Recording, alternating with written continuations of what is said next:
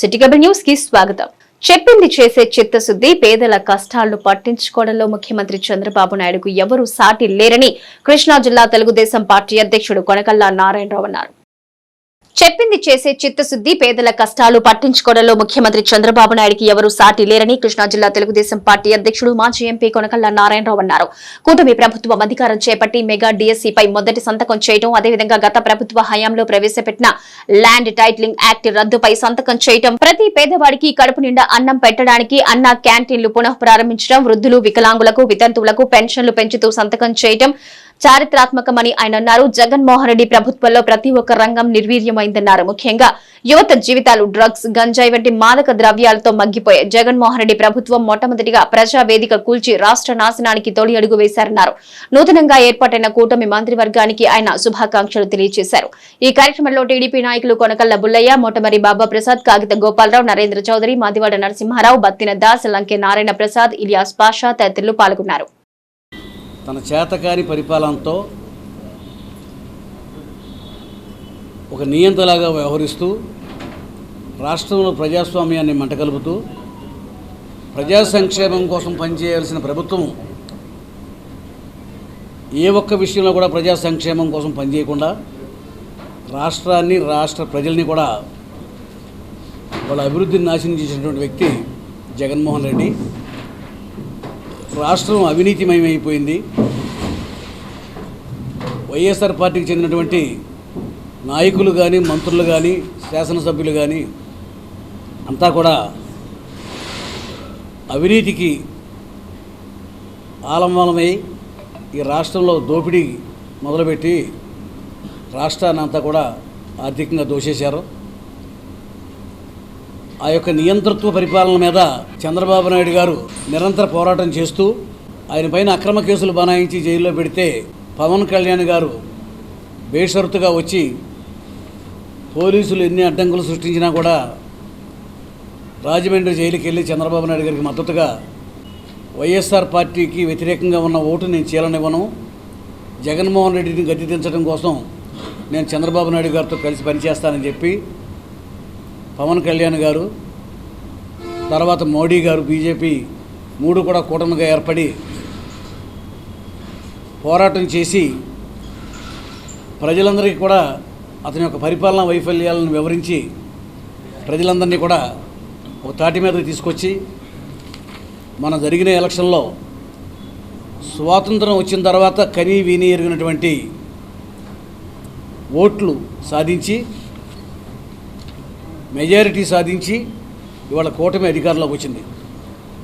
దానికి అవకాశం లేని పేదవారికి అన్నా క్యాంటీన్ల ద్వారా భోజన సదుపాయం కలగజేయడం జరిగింది. అధికారంలోకి వచ్చిన జగన్మోహన్ రెడ్డి అన్నా క్యాంటీన్లని రద్దు చేస్తూ, అన్నా క్యాంటీన్లను ధ్వంసం చేస్తూ తనకు అనుకూలంగా కొన్ని వాటిని సచివాలయాలుగా కూడా మార్చడం జరిగింది. ఇవాళ చంద్రబాబు నాయుడు గారు అధికారంలోకి రాగానే అన్నా క్యాంటీన్లని పునరుద్ధరిస్తామని చెప్పి ఆయన ఎన్నికల ప్రచారంలో చెప్పడం జరిగింది. అన్నమాట ప్రకారంగా ఇవాళ అన్నా క్యాంటీన్లు మళ్ళీ అందుబాటులోకి రాబోతూ ఉన్నాయి. అన్ని చోట్ల కూడా అన్నా క్యాంటీన్లు ఓపెన్ చేయడం జరుగుతుంది. 5 రూపాయలకే పేదవారికి కడుపు నిండా మంచి భోజనం పెట్టే ఏర్పాట్లు చేస్తున్నాం. తప్పనిసరిగా పేదవారు అనేవారు పస్తులు ఉండాల్సిన అవసరం లేదు. అన్నా క్యాంటీన్ల ద్వారా వాళ్ళకి భోజనం సదుపాయం చేయడం జరుగుతుంది. ప్రమాణ స్వీకారం చేసిన వెంటనే కూడా గత 5 ఏళ్లలో ప్రజల వద్దకు వెళ్ళి వాళ్ళ యొక్క సమస్యలను తెలుసుకుని వాళ్ళు పడుతున్న ఇబ్బందులన్నిటికీ కూడా కొన్ని ముఖ్యమైన హామీలు ఇచ్చి హామీలు నెరవేరుస్తుందో ఆయన ఎక్కడా కూడా వెనకడుగు వేయకుండా వెంటనే 5 మీద సంతకాలు పెట్టి ప్రజల హృదయాలని, తెలుగుదేశం పార్టీ కార్యకర్తల నాయకుల హృదయాల్ని దోచుకున్నారని చెప్తున్నలో ఎటువంటి సందేహం లేదు. ఇందాక మాజీ ఎంపీ నారాయణరావు చెప్పినట్టు చాలా విషయాలు ఉపాధ్యాయులు ఎంతోమంది చదువుకుని వాళ్ళ ఉపాధ్యాయులుగా మరి ఉండాల్సిన వ్యక్తులు నిరుద్యోగులుగా రోడ్డు మీద తిరుగుతున్నారంటే ఈ రాష్ట్రం దౌర్భాగ్యం ఏ రకంగా ఉందో అందరూ గమనించి పెద్ద ఎత్తున తెలుగుదేశం పార్టీ వైపు మొగ్గు చూపారు. మెగా డిఎస్సీని ఏర్పాటు చేస్తుల్లో కానీ అట్లాగే అన్నా క్యాంటీన్లు 5 రూపాయలకి భోజనం, వృద్ధులు, వికలాంగులు మరి ఎవరైతే ఇంటికాడ మరి చూడని వ్యక్తులందరూ కూడా అన్నా క్యాంటీన్ ఎంతో ఉపయోగపడి వాళ్ళ ఆకలి తీర్చింది అన్నా క్యాంటీన్. మరి అన్నా క్యాంటీన్ ఏర్పాటు విషయంలో కానీ అట్లాగే పెన్షను మరి పిల్లలు చూడక వృద్ధులకి మందులు కొనుక్కోవాలన్నా ఒక పూట భోజనం తృప్తిగా చేయాలన్నా ఒక మంచి ఉద్దేశంతో గతంలో 200 రూపాయల పెన్షన్ని 2000 చేసి మోడీ గారి నాయకత్వంలో ప్రభుత్వం ఏర్పడిన వెంటనే 5 మీద సంతకాలు పెట్టబడి మొట్టమొదటి ఎప్పుడైతే తనకి మంచి మెజార్టీ ఇచ్చారో దుర్వినియోగం అనేది ప్రజావేదిక కూల్చి పిచ్చి మొక్కలు మొలిసేటట్టు చేశాడు. అలాగే రాష్ట్ర రాజధానిని అతను కూడా ఒప్పుకొని అసెంబ్లీలో సపోర్ట్ చేస్తూ కూడా 33,000 ఎకరాలు చాలా మంచిదని నిర్ణయం తీసుకున్న తర్వాత వాళ్ళ పాడుబడ్డ ఇళ్ళు అవన్నీ చూస్తుంటే ఎవరికైనా హృదయ విదారకం ఉంది. కారణం ఏంటంటే దానికి రాజకీయాలతో పని లేకుండా సామాన్య మనిషి అయినా చూస్తే ఏంటి ఇలా పాడు పెట్టేసాడని. అలాగే టిట్కో ఇళ్ళు ఇవాటికి కూడా ఇన్ని సంవత్సరాలు కూడా చేయకుండా వాటికి కూడా మర్రి చెట్లు రావి చెట్లు మర్చి పరిస్థితి. ఇవాళ చంద్రబాబు నాయుడు గారు విజనున్న నాయకుడు. ఇవాళ ఆయనకి జనబలం ఉండి త్యాగాలతో కూడిన నిర్ణయాలు తీసుకున్న పవన్ కళ్యాణ్ గారు తోడారు. అలాగే సెంట్రల్ అనేది ఇవాళ భారతదేశంలో ప్రపంచవ్యాప్తంగా మోడీ గారికి ఒక మంచి ఇది ఉంది. ఇవాళ ఆయన యొక్క సహకారంతో ఆంధ్రప్రదేశ్ని ఆర్థికంగా ముందుకు తీసుకెళ్ళటం కానీ, అలాగే నిరుద్యోగ సమస్య నిజంగానే రోజు పిల్లలు చదువుకున్న తర్వాత ఇంజనీర్లు అయిపోయిన తర్వాత అన్నీ అయిన తర్వాత ఎక్కడికో దూర ప్రాంతాలకు పోతే అక్కడున్న కాంపిటీషన్లో రాని పరిస్థితుల్లో ఇవాళ ప్రజలందరూ ఉండగా ఇవాళ చంద్రబాబు నాయుడు గారి నాయకత్వంలో ఏర్పడిన ప్రభుత్వం ఖచ్చితంగా కోరికలనే తీరుస్తుంది. వాళ్ళు ఎంతో కక్ష సాధింపుగా గతంలో వెళ్ళారు, ప్రతి విషయంలో కూడా వెళ్ళారు. కానీ ఇవాళ బాబు గారు నేను వాళ్ళందరికీ కూడా ప్రజలకి అందరికీ కూడా నేను ఇదవుతాను, ఈ కక్ష సాధింపులు నేను వ్యతిరేకమని ఆయన ఓపెన్గా చెప్పాడు. లీడర్ అంటే అలా ఉండాలి, ఎందుకంటే లా అండ్ ఆర్డర్ని కాపాడటం ఎక్కడ కూడా రాజీ పడలేదు. ఇవాళ జగన్మోహన్ రెడ్డి చేసిన పనులన్నిటి మీద తిరుగుబాటు ఇంత భారీ మెజార్టీ.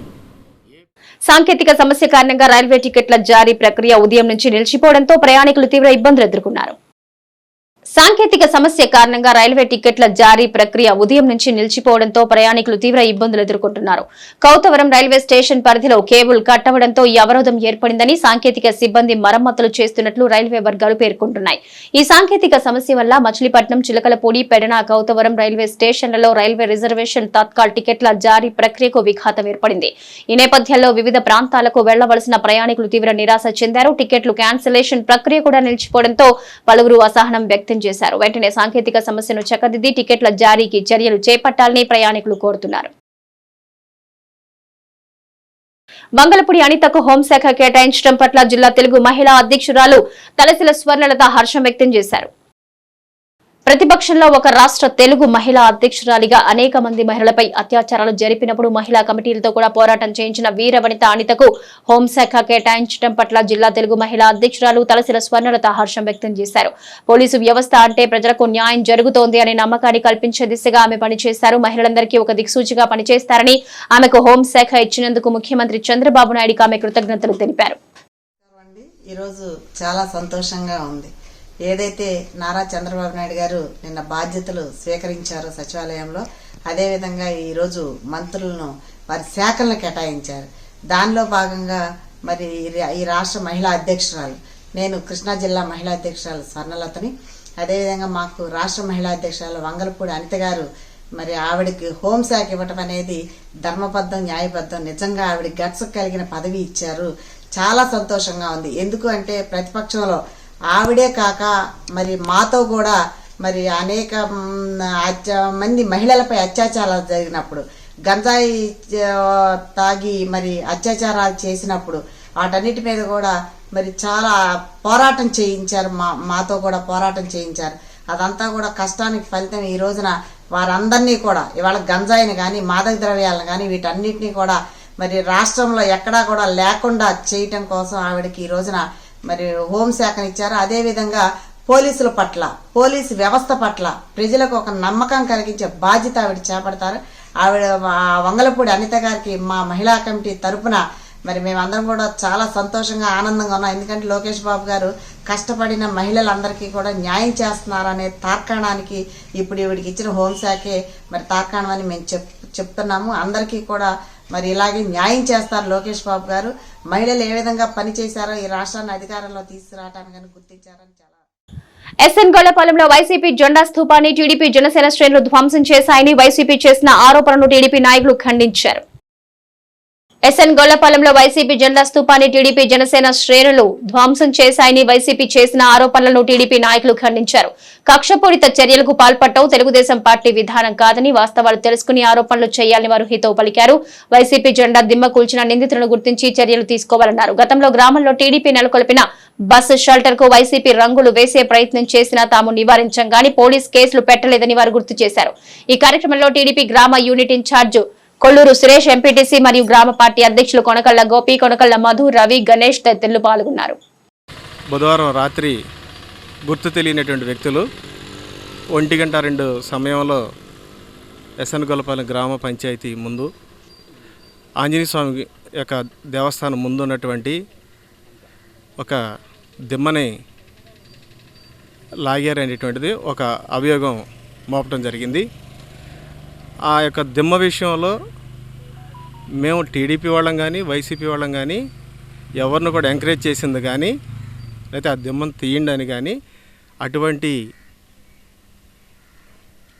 పరిస్థితులు ఎవరికి కూడా మేము కల్పించలేదు. అలాంటి చేసే తత్వం మాది కాదు. నారా చంద్రబాబు నాయుడు గారు, మా కొల్లూరు రవీంద్రరావు గారు, మా కొనకళ్ళ నారాయణరావు గారు మాకు నేర్పినటువంటిది ఏంటంటే అభివృద్ధి ధ్యేయంగా వెళ్ళమన్నారు మమ్మల్ని. గ్రామంలో మాకు పెద్ద ఎత్తున ప్రజలు ఓటు వేసి మమ్మల్ని గెలిపించింది ఏంటంటే అభివృద్ధి చేస్తామనేటువంటి ఒక లక్ష్యంతో.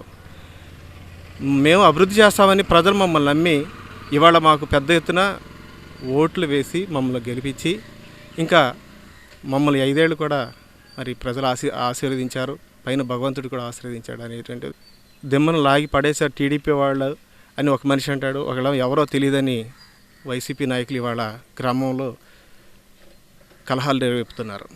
కాబట్టి వైసీపీ నాయకులు మేము ఒకటే చెప్తున్నాము, మాకన్నా ముందు మీరు గ్రామాల్లో ఏం చేశారనేటువంటిది ఒకసారి గమనించుకోండి. 2016లో 17-18లో మీరు జనచైతన్య యాత్రలో అర్జునవాడలో బ్యానర్ కట్ చేయించిన ఘనత మీది. గత 9 నెలల క్రితం నాడు 20 సంవత్సరాల నుంచి ఉన్నటువంటి అటు చూపించండి 20 సంవత్సరాల నుంచి ఉన్నటువంటి మా పార్టీ దిమ్మకి మీరు రంగు మార్చడానికి ప్రయత్నం చేసి సగం రంగు వేశారు. ఒక ఆయన అంటాడు మీ పార్టీ దిమ్మ మీద మేము బ్లూ రంగు కూడా వేయలేదు, అసలు మేము చాలా చిత్తశుద్ధితో పనిచేసామంటున్నారు. ఏమండి అటు చూడండి, మా పార్టీ దిమ్మన 2 రంగులు ఎందుకు ఉందండి? ఒక రంగు మీరు కలిపింది కాదా, ఒక రంగు మీరు వేశారు. తట్టుకోలేక పసుపు రంగు చూసి మీరు తట్టుకోలేక వేరే కలర్ కూడా మీరు వేశారు. అయినా మేము ఏ రోజు కూడా గొడవలకు కానీ ఇంత కంప్లైంట్ కూడా మేము ఎక్కడా చేయలే. దయచేసి మీరు ఎవరో చేసిన దానికి ఎవరో కుర్రాళ్ళు ఎవరో బయట ఎక్కడెవరో చేసిన దానికి అది పార్టీకి ఆపాదించొద్దండి. దయచేసి మేము శాంతియుతంగా ఉన్నాము. అది టీడీపీ కార్యకర్తలు జనసేన కార్యకర్తలే చేశారనే అభియోగాన్ని నిన్న మీడియా ముందు తెలియపరిచారు. అసలు ఈ దిమ్మకి టీడీపీ కార్యకర్తలకి జనసేన కార్యకర్తలకి ఎటువంటి సంబంధం లేదు. ఒకవేళ ఇటువంటి సంబంధం ఉన్న వ్యక్తులు ఎవరైనా ఉంటే అతన్ని అరెస్ట్ చేసి పోలీసులకు అప్పచెప్పాల్సిందిగా మేమే కోరుతున్నాం. అలాంటి సంఘటనలు మేము ప్రోత్సహించము. దయచేసి మీరు ఇలాంటి విషయాలను మీరు తెలుగుదేశం పార్టీ కార్యకర్తల మీద జనసేన బీజేపీ కార్యకర్తల మీద ఆపాదించడం కరెక్ట్ కాదు. ఏంటి తప్పు ఎవరు చేసినా తప్పే. అలాంటి తప్పులను మేము వెనకేసుకొచ్చి మా పార్టీ తరఫున చేసే అవకాశం మేము ఇవ్వం.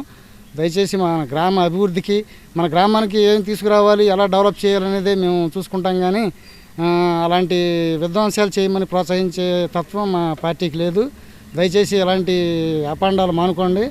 అండ్ ఈ సంఘటనకి తెలుగుదేశం పార్టీ కార్యకర్తలకి జనసేన పార్టీ కార్యకర్తలకి ఎటువంటి సంబంధం లేదు.